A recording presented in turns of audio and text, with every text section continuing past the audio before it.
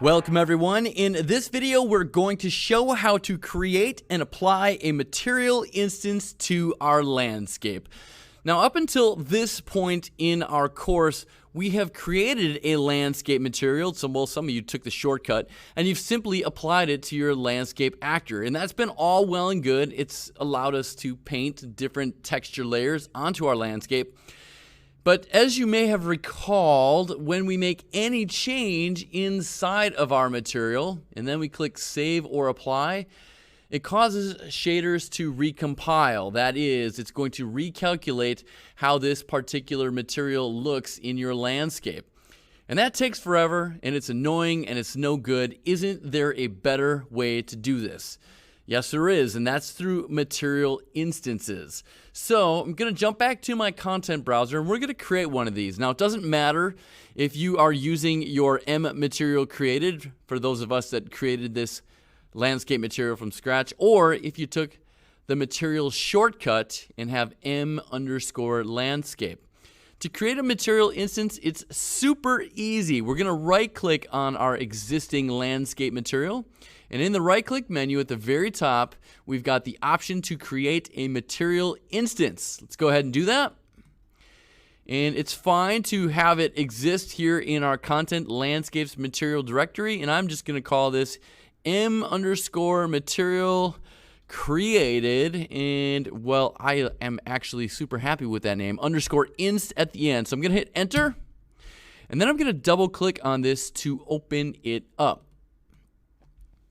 Now what we've got here, if I dock this across the top, is we can see that our parent material, the material it derives from, is listed right here, our M material created. And now up above, you're going to notice that we have access to a bunch of scalar parameter values that are currently grayed out. Where did all these come from? Well, when we created our material, or if you took the material shortcut, if you look inside of your current landscape material, we added all of these scalar parameters, these scalar parameter nodes, when we created our material. In this case, I have one that I named mud tiling, and I'm multiplying it against my landscape layer coordinate node here in order to control the tiling for this particular texture sample. I'm currently multiplying a value of 1 by my mud tiling scalar parameter of 0.2. And I did this for each section in here. Down below I've got my grass. I've got a landscape layer coordinate node being multiplied by a scalar parameter node that is currently set to 0.2 to control the size of my grass texture. So now what this does is if I activate any of these different scalar parameter checkboxes here, and I'm going to check my path tiling right here, now this gives me easy access to control the size of my path layer in my landscape. Now before I demo this, I'm just going to go back to my level editor here, and I'm going to make sure that I slot this M material created instance in for my landscape actor. So here we go, just drag and drop it on in there. There it's applied. And now you may have noticed that prior to this video, I've painted a bunch of, this is my path layer. I painted a bunch of that into my level here. And what you can see right now is I've got a decent amount of tiling going on. Now, just to go back into my regular material, let's find our path here. Here is my scalar parameter that I now have access to in my material instance. It's currently a value of 0.2. Now I am breaking up the tiling effect by adding all of these nodes down here. It kind of adds a splotchy look on top of my path layer. But you can still see back in my level here, you can see all these tiny sort of squares that make up my path texture layer here.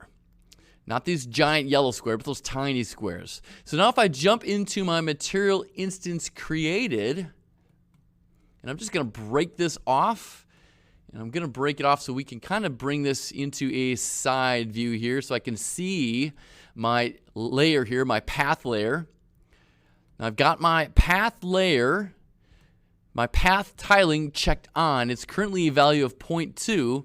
But if I change this to be something like, let's go all the way up to, say, 1, notice how those path layer tiles have suddenly gotten very tiny. And it may help if I zoom on up.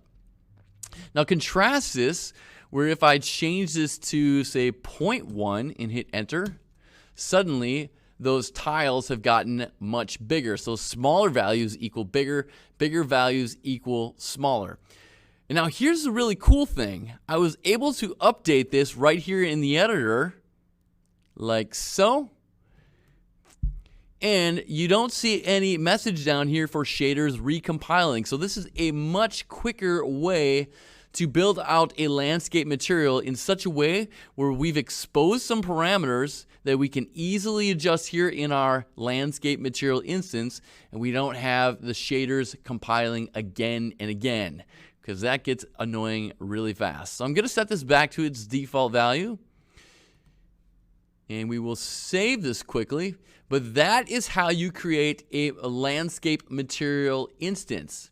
It's a great way to expose some scalar parameter values, or just FYI, you can have vector parameter values exposed here as well. And then you can easily decide which of these you want to adjust them accordingly, and you don't have to recompile shaders. It will make the updates automatically back in your landscape. All right, guys, well, that is going to do it all for this video on creating a material instance. We'll see you in the next one.